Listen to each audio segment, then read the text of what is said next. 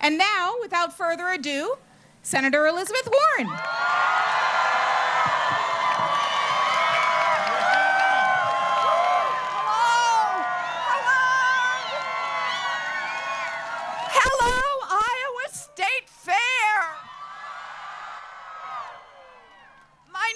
Elizabeth Warren, and I'm running for president because I am sick of a country that works better and better for a thinner and thinner slice at the top.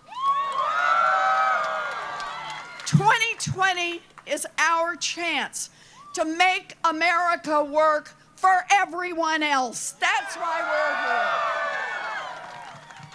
So I want to talk to you about this America that's a good-hearted America, but has a government that works great for giant drug companies, just not for people trying to get a prescription filled. Works great for investors in private prisons and private detention centers, just not for people whose lives are torn apart by those institutions. Works great for giant oil companies that want to drill everywhere, but just not for the rest of us who see climate change bearing down upon us.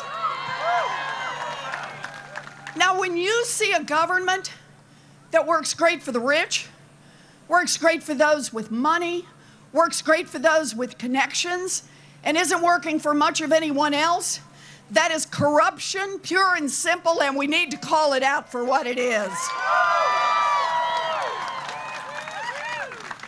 So here's the deal. I have the biggest anti-corruption plan since Watergate. Here's the bad news. We need the biggest anti-corruption plan since Watergate. But understand this.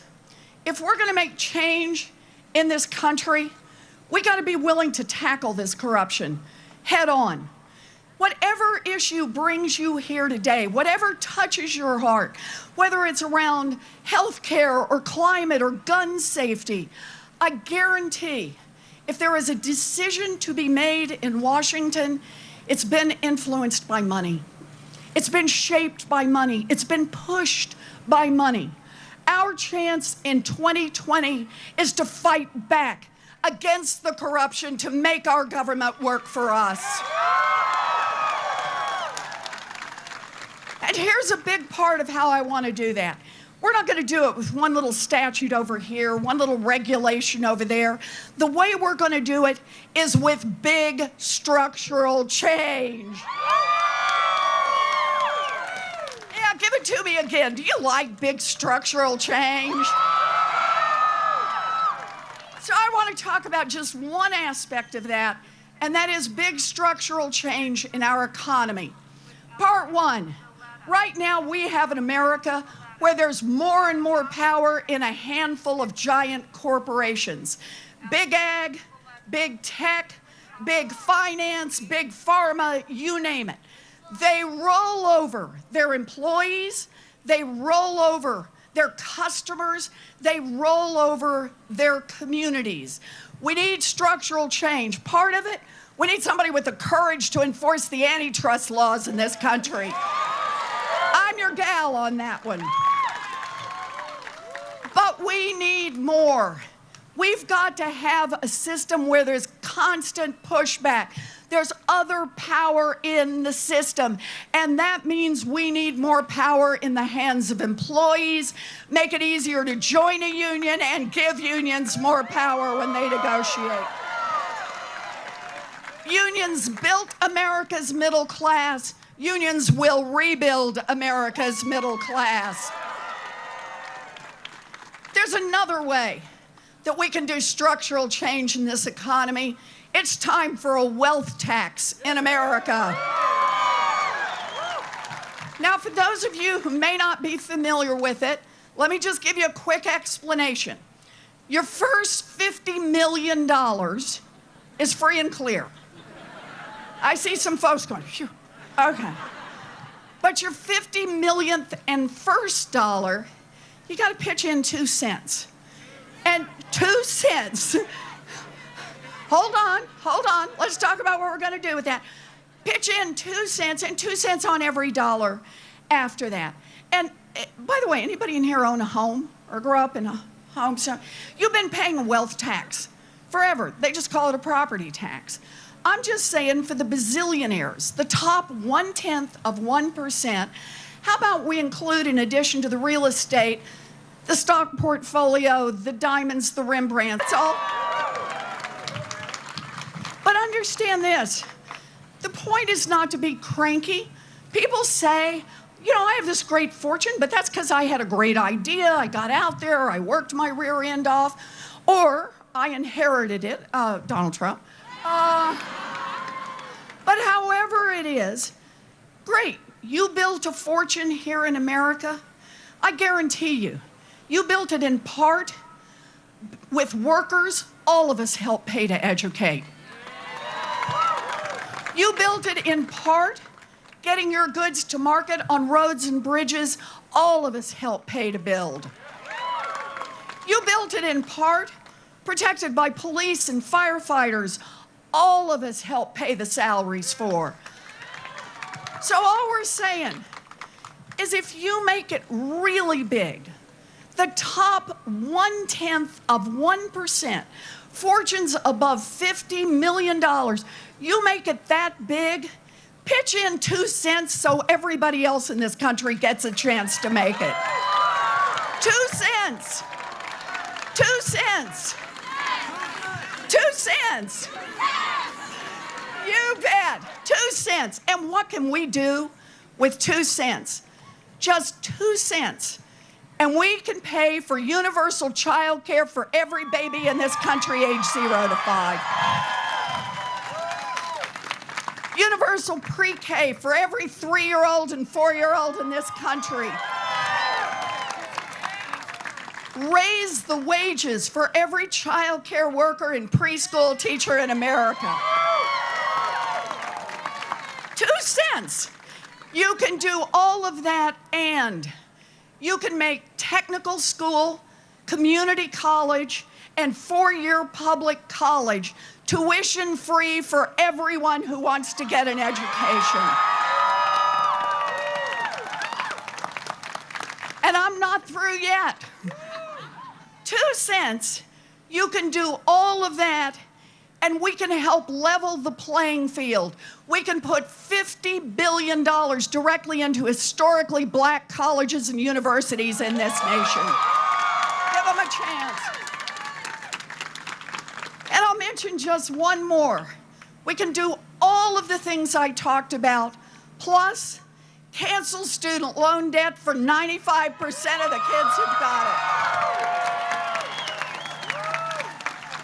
We can do all that and still have a couple of $100 billion left over. That should tell you about what's broken in America. You know, every time we see a budget, it's really just a statement of our values. Is it more important to leave the 2 cents with the bazillionaires, or use that 2 cents to invest in all of our kids? Well, I'm here because I think we ought to be investing in all of our kids.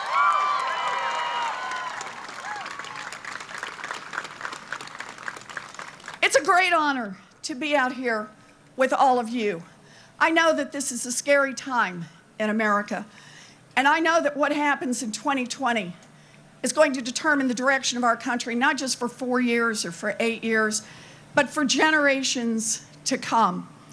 And I'm grateful to every one of you who's gotten into this fight, who cares about what happens in this caucus, because I know Iowa is going to be key to what happens to America in the next generation. Thank you. Yes, you are. So, I just want to wrap this up by saying the reason I'm here. I didn't in a million years think I'd ever end up running for any public office. I've known what I wanted to be since I was in 2nd grade. I wanted to be a public school teacher. Can we hear it for our public school teachers?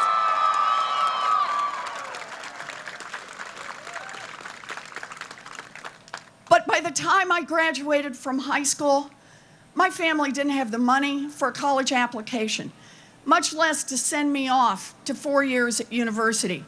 My big chance was down in Houston, Texas. I got a chance, yes, for a commuter college that cost $50 a semester.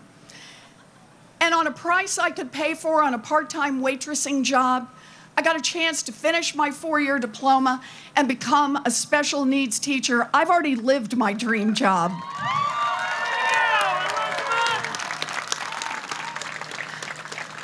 So I stand here today in front of you to say, never having thought I'd run for office, what brought me in is opportunity. It's a deep down belief in opportunity, not just for some of our kids, not just for those born into privilege, but opportunity for all of our kids. You know, my daddy, he ended up as a janitor, but his baby daughter, she got the opportunity to be a public school teacher, to be a college professor, to be a United States Senator, and to be a candidate for President of the United States. I believe in America. We dream big, we fight hard, and we're gonna win. Thank you.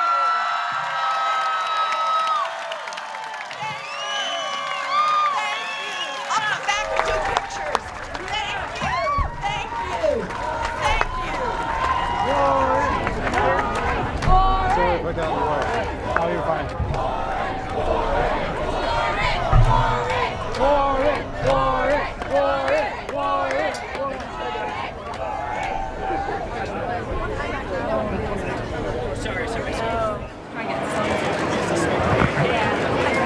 I'm good.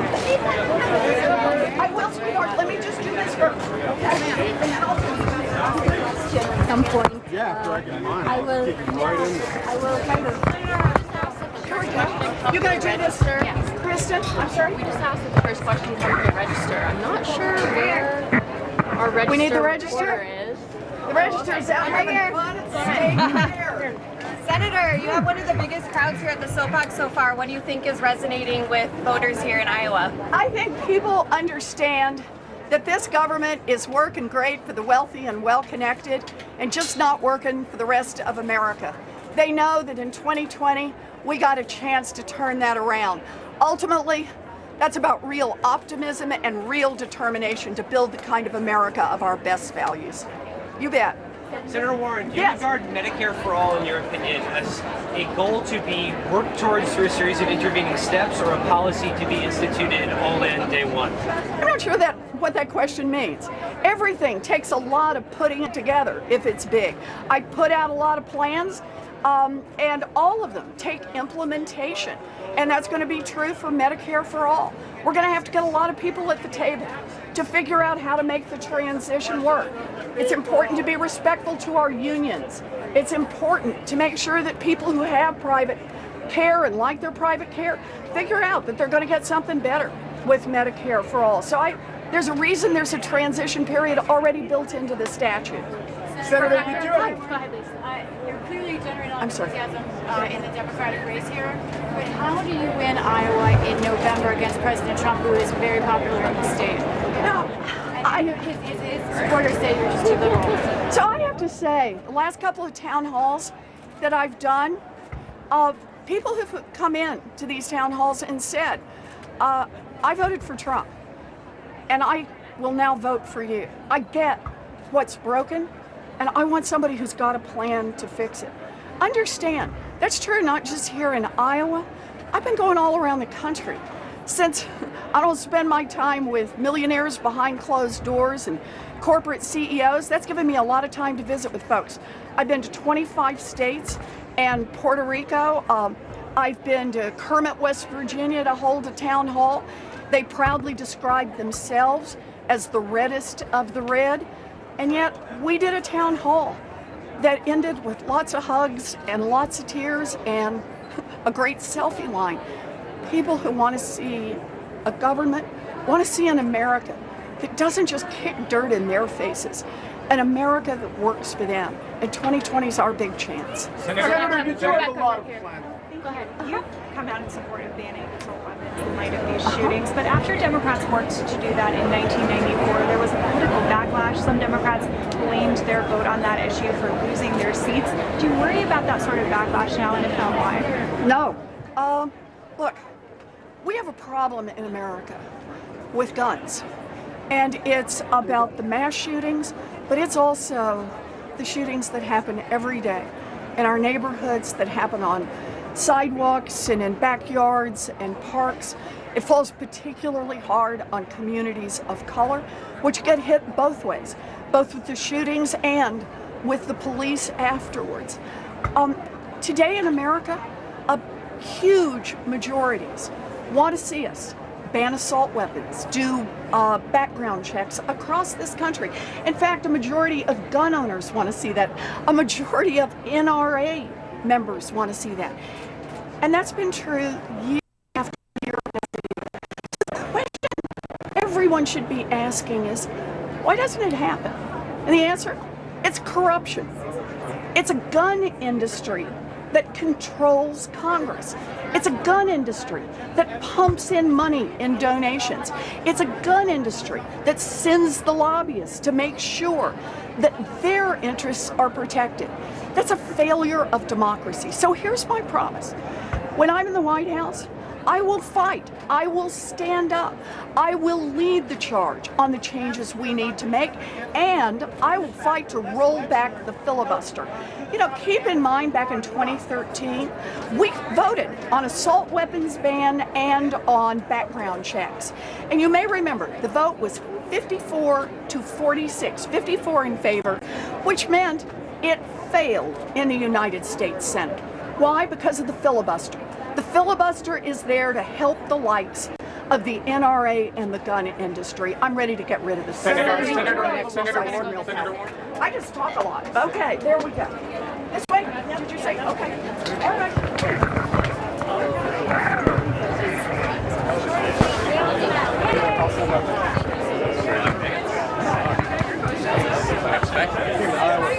No farmers.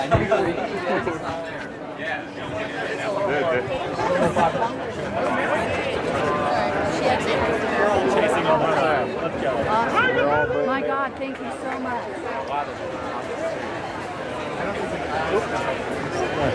We're like on steps by this. You're the tallest person here.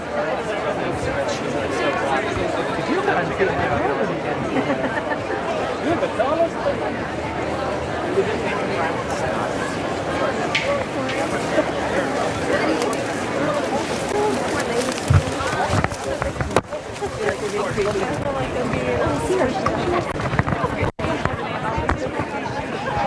They were in the queue. About how we in rural schools we lose our teachers for bigger districts. I wondered if maybe you could consider something like how the military gets paid on a national level and kind of rank the teachers according to their years of experience and their level of education, so we don't lose quality So that's a teachers. very interesting thought, and I'll think about that. The other thing I want to say, the student loan forgiveness, when we cancel student loan debt, it's going to be a huge boon.